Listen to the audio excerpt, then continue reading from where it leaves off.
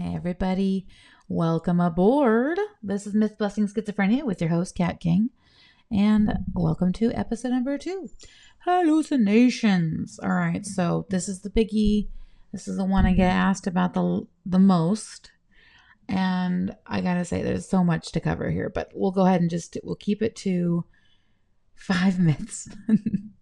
All right, here are the top 5 myths that I hear a lot about hallucinations. Myth number 1.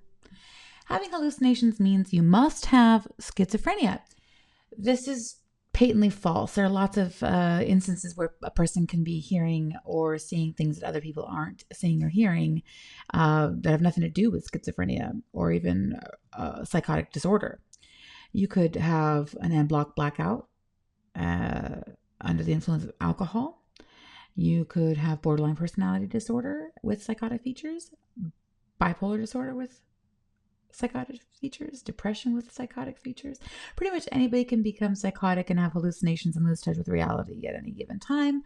But there are some people who are a little bit more prone to that than others, and that depends on your genes and environmental factors, of course. But yeah, pretty much anybody can experience a hallucination at some point, pretty much any point in their lifetime. So yeah, false. Myth number 2. Schizophrenia is only about hearing voices. That's definitely not true. There are people who have schizophrenia who don't have auditory hallucinations at all. Maybe they have visual hallucinations.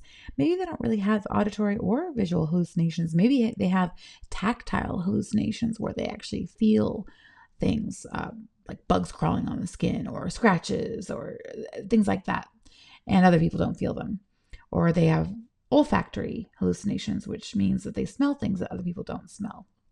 So yeah, schizophrenia is more than hearing voices or seeing or smelling or feeling things that other people don't.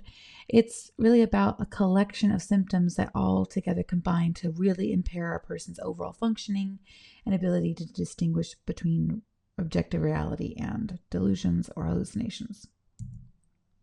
Myth number 3. Hallucinations are always terrifying and dramatic. Now, for me, this tends to be mostly true, but I've become so desensitized to most of it that I don't really pay much attention to most of them anymore. But sometimes they definitely can still take me by surprise and catch me off guard. So they're not always terrifying and dramatic. I do have some of them are kind of neutral. I do have some that they sort of just narrate my life. They describe what I'm doing, what's going on around me. And it's kind of annoying because they're not really doing anything but just talking about me. So there's that. And then there's the other ones that are actually constantly berating me and excoriating me and insulting me and threatening me and trying to force me to hurt myself. But yeah, they're not always dramatic like that. A lot of the time it's very insidious and it's very sinister, and that oftentimes they can trick me into believing that it's actually coming from somebody that I know. So auditory hallucinations are the ones that I feel like are the most constant for me, whereas visuals tend to be brought on more by stress. And I'm always under a certain amount of stress, but especially under a particularly great and overwhelming amount of stress is when I tend to have more visual hallucinations. And that can be anything from just sort of visual distortions that make me feel really uneasy, or a gaping hole where a face should be, things like that, or decapitated heads or body parts or brain matter, things like that. That's pretty terrifying and dramatic for me. But because I've had this illness for so long, almost 15 years now, I'm sort of desensitized to it and just kind of used to it. So it's not as terrifying. And again, like, it's very innocuous for the most part, except for just the nature of the voices that I hear are very persecutory. Oh yeah. Hallucinations are solely caused by drug use. This is not true. People think this often, but I'll just give you an example. I never tried any kind of drugs at all, really. Tobacco, in the Army. But I never tried anything beyond that, really, until film school. And then I just tried it. tried weed in film school and then didn't really touch it again until 3 years later. So I was already actually diagnosed with schizophrenia by the time I ever tried any kind of hallucinogenics or anything that, people claim is what causes it. I've never tried LSD, for example. I've never tried anything really hard or powerful or super potent beyond psilocybin and in relatively small doses. But yeah, and that wasn't enough to cause me to lose touch with reality at all. So I would say that hallucinations are definitely not solely caused by drug use, although there are definitely people who have schizophrenia who comorbidly suffer from abuse, substance abuse disorders or substance use disorders. It's a coping mechanism for a lot of people. So a lot of people don't start off having substance abuse issues until they develop schizophrenia, and then it becomes a coping mechanism. And I did it again. I'm so sorry. I did it again. This should actually be myth number 5. And then I have a bonus myth number 6. And this one is hallucinations mean someone is dangerous. That's just not true. It's just not automatically true. Person can become dangerous. Anybody can become dangerous. Neurotypical people are often, by and large, more responsible for violent crimes than people with schizophrenia. In fact, schizophrenia is usually, and just having it can really lead to victimization, actually. I think the statistic reads that people with schizophrenia are more likely to become victims of crime than to perpetrate it themselves.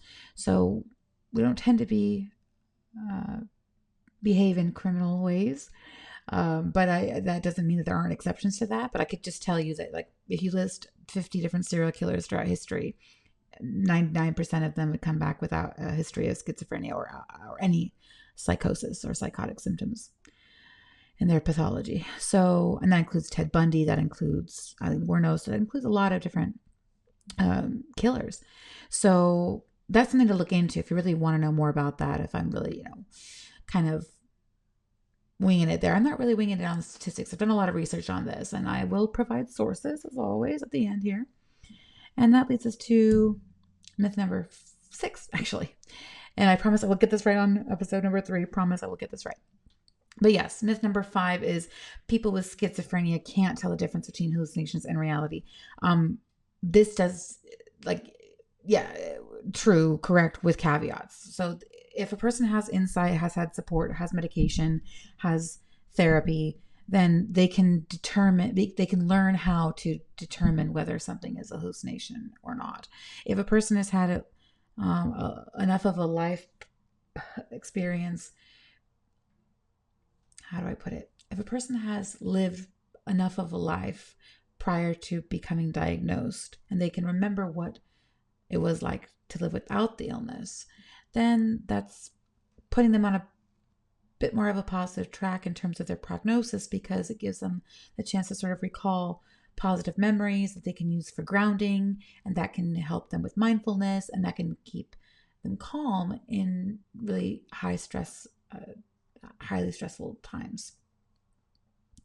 And being able to stay calm allows us to think a little bit more clearly and be able to distinguish between something that is clearly out of place, like a decapitated head in the middle of, Seattle Center, something like that. It would just be off. And now I've been dealing with this for so long. I've become used to sort of being able to tell what's what.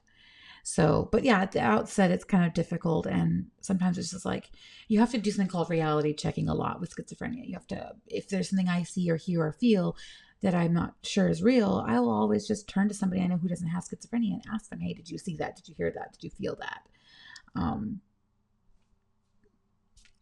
A person without schizophrenia is apt to do those things. So what's really the difference after all? In the end, we're all sort of just kind of living in our own little reality. And so, yeah, my reality is completely different from yours. I have different channels and frequencies telling me different things, like I said, abusing me verbally and threatening me. And I have to concentrate through all of that. I have to think through all of that. I have to make decisions through all of that. And for every choice I make, there's 2 or 3 or 4 voices telling me how that was wrong, no matter what I do. So yeah, that's kind of like the long and thick of it for this session of myth busting schizophrenia. Episode number 2.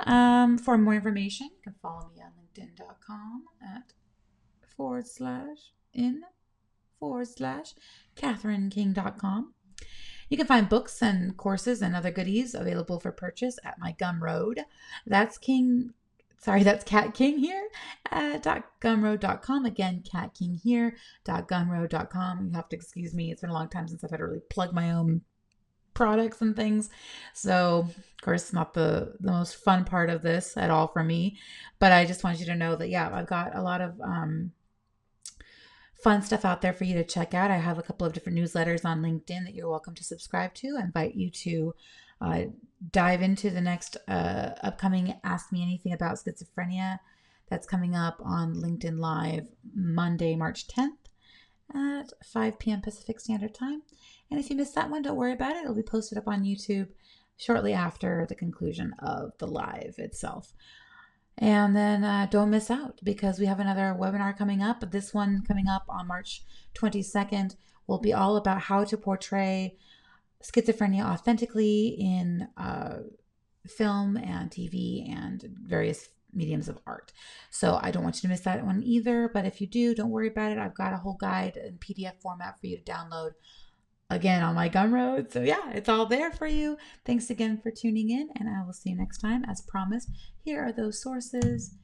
And thanks again. I'll see you guys next time, and take good care. Be kind, be respectful, look out for each other, and we'll be in touch.